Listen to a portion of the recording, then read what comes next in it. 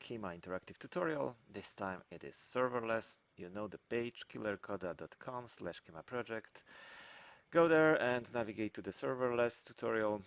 In that tutorial, we will create simple function using serverless module.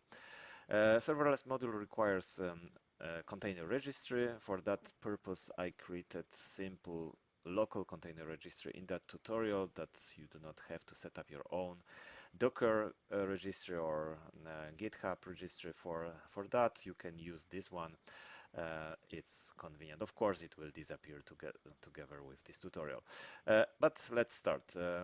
Let's create Kyma system namespace. Then let's create a secret that reference the local Docker registry I created just at the beginning.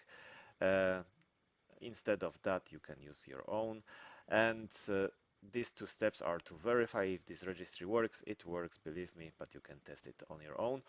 Let's install Serverless Manager now, and this is the deployment of Serverless Manager, and let's create the serverless instance. That instance custom resource contains configuration for the serverless module, like for example Docker registry, which is disabled, and we should use the Docker registry that is defined in my secret. And that object instructs serverless module to create all the required resources. Let me check what is the status of that serverless. It is still in the processing. It takes some time. It's usually about 30 seconds up to 1 minute to become ready. It is still processing. Probably 10 more seconds should be enough to start the module.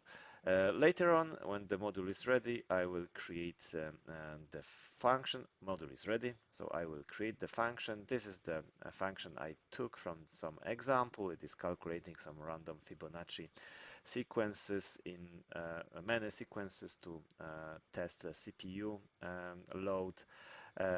It's not important what is inside that function. We will see that function later in the Kyma dashboard. The function also takes some time to build and to run. It's about also 30 to 40 seconds. You can check if the function is ready with kubectl wait -4 condition running, and the functions I just created. And yeah, it is ready because the condition is met. And now I will just expose that function with port forward to access it from my browser. And you see the JSON output is there. When I refresh, the random output is generated. So you see that it works. But yeah, let's check that function also in the Kyma dashboard.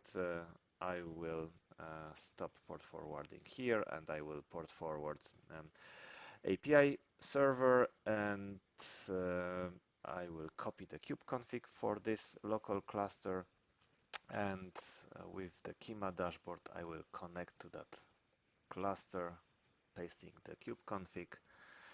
And let me go to the namespaces, to the default, and here you should see pods and deployments for my function. The function is here, it's ready, it's running. This is the function I created with the CLI. You can also edit it here in the Kyma UI. That's it. The end of the scenario.